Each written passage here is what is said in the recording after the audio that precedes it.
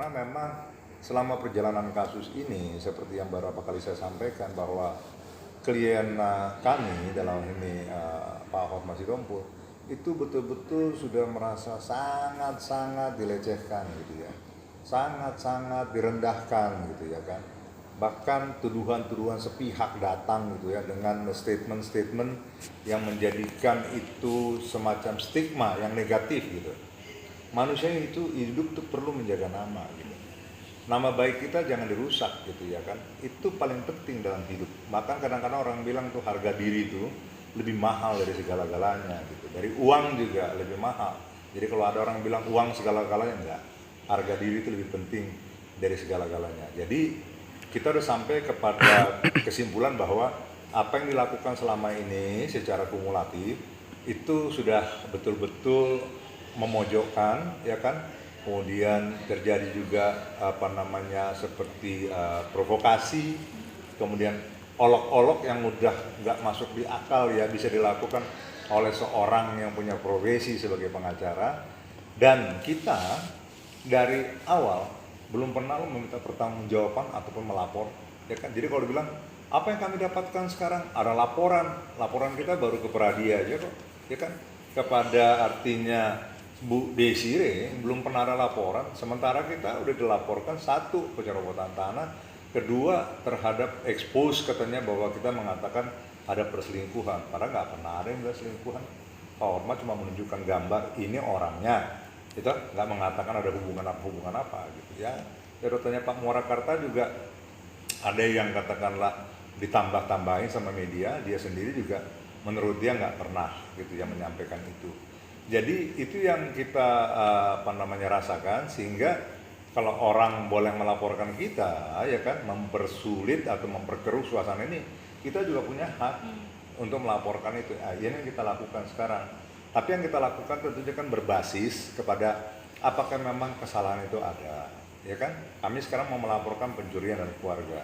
Ada nggak barang-barang yang diambil? Ada. Apa aja Bang kalau boleh tahu? Barang-barang diambil, waduh, secara fisik banyak banget yang diambil tuh ya. Ada buffet lah, ada meja lah, ada lemari lah, ada TV lah, ada lukisan lah, pokoknya sofa lah.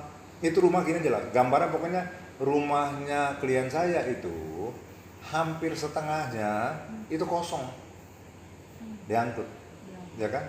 Terakhir brankas juga dikosongin gitu ya.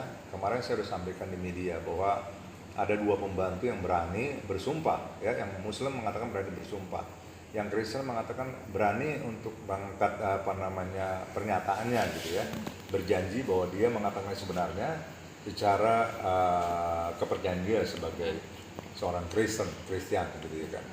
Artinya dia sangat meyakin bahwa, dan dia melihat gitu bahwa brankas ini dikosongkan, isinya dimasukin dalam 2 kantong hitam cukup besar, kemudian dibawa ke sebelah. Nah kalau barang-barang yang diambil itu kita udah berapa kali kasih buktinya ya kan, ada foto, Pak Hotma ada sendiri pada saat itu ada kan? video, nggak ada.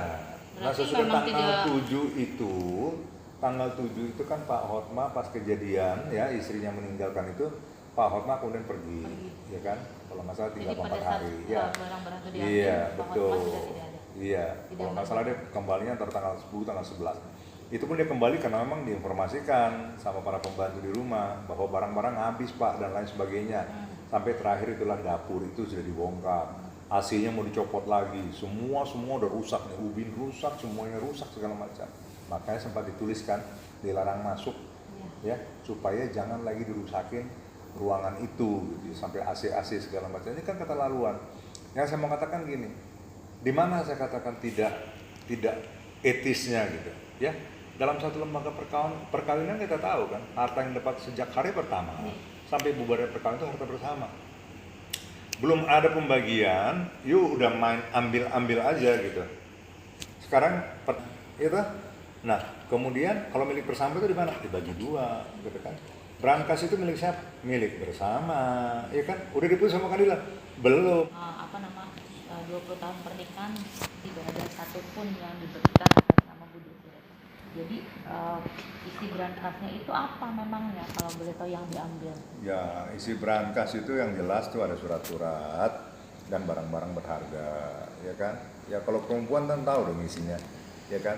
Saya tentunya nggak bisa rinci satu-satu, tetapi yang namanya Pak Hotma kan kita tahu artinya orang yang secara finansial baik, ya kan. Ya nggak mungkin lah barang-barang yang ada di brankas. Ngapain disimpan barang-barang di brankas kalau bukan barang berharga? Taruh aja di atas meja kan itu. Kita udah ngerti lah kalau orang-orang katanya, istilahnya kalau orang AD katanya pasti punya brankas. Ya kalau brankas itu pasti nyimpen sesuatu. Pihak sana juga Ya. menyebutkan Bang, kalaupun ada surat apa ya kalau boleh tahu? Misalnya satu aja disebutin Bang. Bang Ya. Hotma cerita atau mungkin ada Ya surat? nantilah ya, belum waktunya nanti kita sampaikan. Pada waktu nanti kita jadi masukkan laporan di minggu depan ini, itu juga akan kita sampaikan semua sebagai bukti-bukti, ya kan. Karena kan kita melapor nggak bisa tanpa bukti, ya kan. Buktinya pasti ada, pasti kita akan lampirkan semua nantilah. Kalau mengenai barang bukti, yang jelas banyak lah itu. Perlu katakanlah fans yang segala macam untuk bisnisnya. Sementara kita nggak ada urusan dengan kejadian itu, gitu. Nah, kenapa kemudian sekarang kita niat untuk melaporkan? Karena memang menurut pasal 367 ya KUHP ada pencurian dalam keluarga. Ya toh?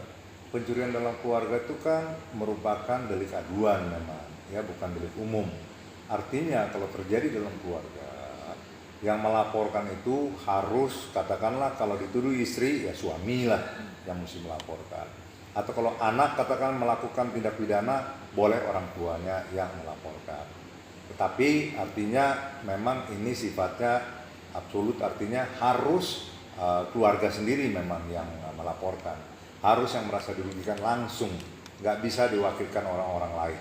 Itu prinsipnya. Jadi untuk pasal 367 itu, maka saya katakan nggak usah diputar balik lagi gitu ya.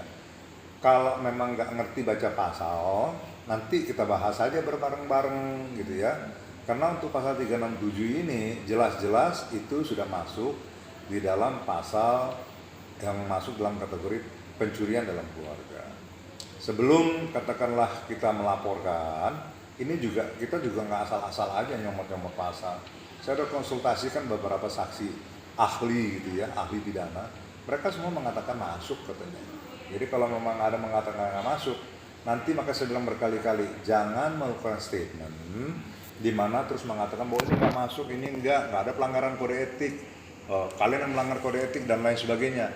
Itu jadi bumerang nantinya. Ya kemarin saya sudah sampaikan beberapa kali, jangan membohongi diri sendiri, gitu kan. Udah 3 sudah dibohongin.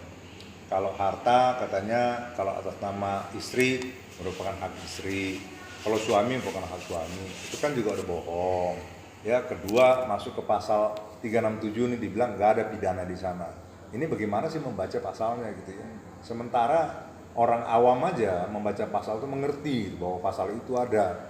Tetapi memang kalau terjadi perdamaian, salah satu pihak katakanlah sudah mau meminta maaf, mengakui kesalahannya, kemudian si pelapor memang mau menerima pernyataan maaf itu, automatically bisa langsung dicabut, dan artinya dalam hal ini penyidik, polisi harus langsung menghentikan.